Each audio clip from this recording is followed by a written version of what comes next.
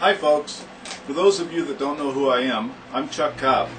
I'm a moderator here on sign forums of the Dimensional Sign Works and founder of Cutting Edge Sand Carving, a forum for sand carvers that do just about any kind of etching and carving that you can imagine. Glass, stone, steel, wood, whatever you can etch it, they can do it.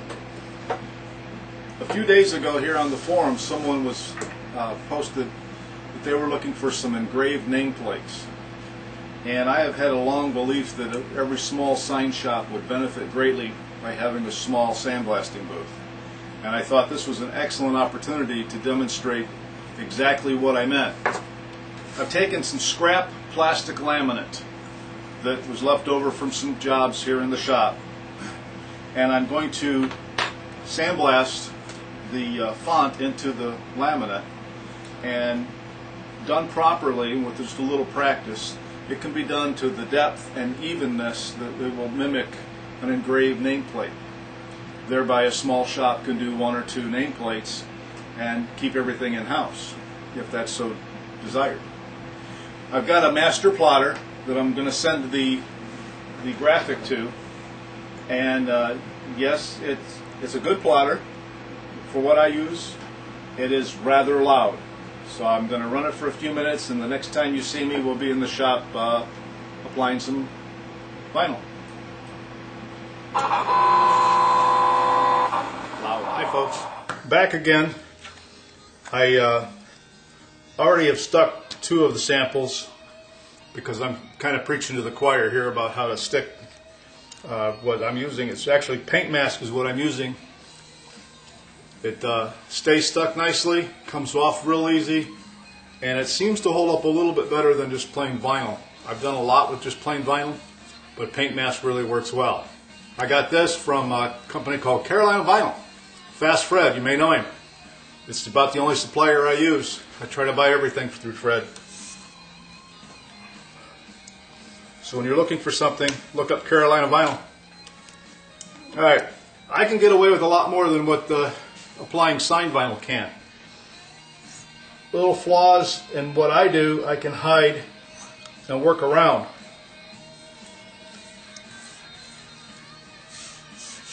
Folks doing vinyl signs don't have that luxury.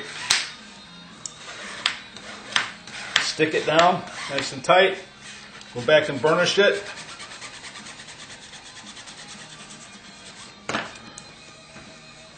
And peel it back.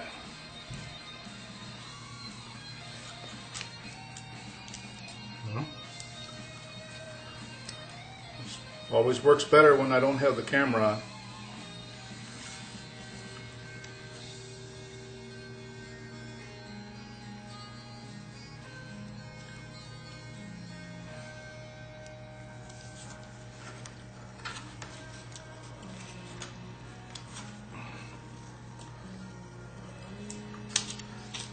I found the secret to not lifting it back up is to keep it at a complete 90 on itself and at a slight angle, and you won't have anything lift up.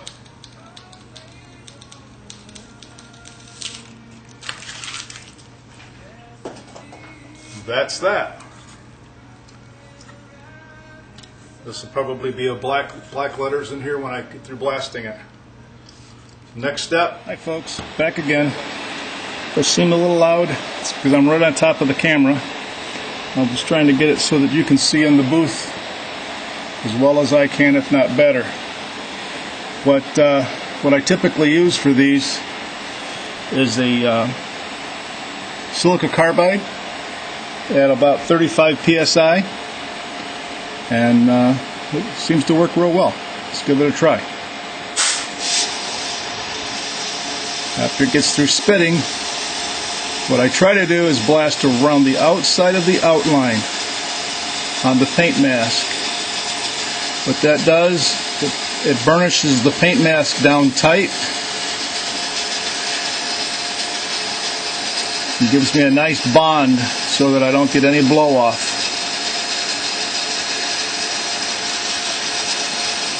Moving quickly so I don't heat up the mask. I'll come back and I'll go in for the actual carve. to get down beyond the color of the laminate.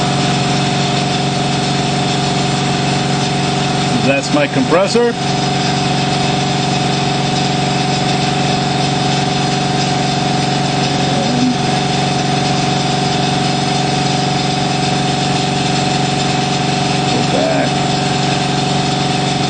Stay in one spot too long because I don't want to heat up the mask.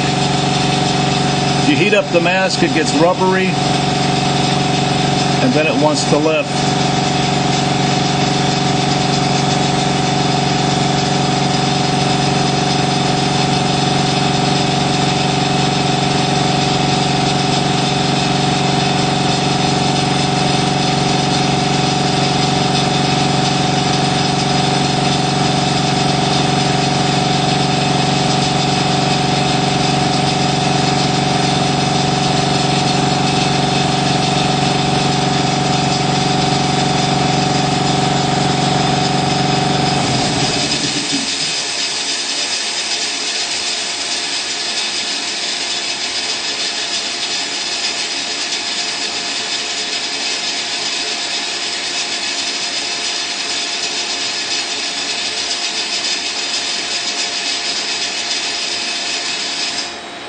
As you can see, I'm getting some nice even depth,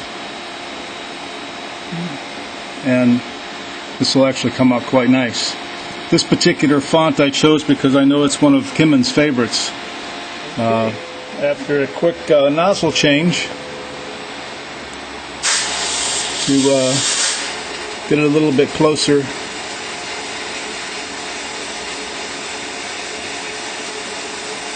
you can see how the plastic laminate is a real nice substrate, because once you get through the initial laminate, beneath the color is a brown backer. Once you hit that brown backer, you know you've gone far enough to give a nice lip. If you run your finger across the letter, you can tell that it's been carved out, and it's nice and smooth for painting. Now we'll take it out of here. For the blue one, I've chosen white paint. Thought it would really look better that way. I give it a couple of light coats. Normally I have a mask on, but if I put a mask on right now, you wouldn't be able to hear me at all.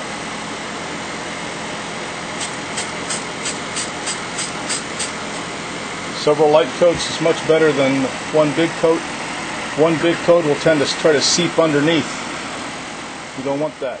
Well, I got a coat of paint on it. I was kind of messing around and trying to get a little bit more paint in different ways than I normally would. I use the heat gun when I'm in a hurry, which is most of the time. And when we strip these off, you'll see what they ended up looking like. If you ran your finger across it, it would appear that there was about 1/16 of an inch recess where the font is, and it looks pretty even from here. Once I get the mask off, it'll show. Well, here's the finished product. The blue with white came out the best, although the black with the white background came out good. The gold, I like it, and it doesn't look as good on the camera as it does in real life. I just like the look of it. But hey, it's my name in print. Everyone likes their name in print. But these are the 3 samples. It can be done quickly, fairly inexpensively, and any little shop can do it.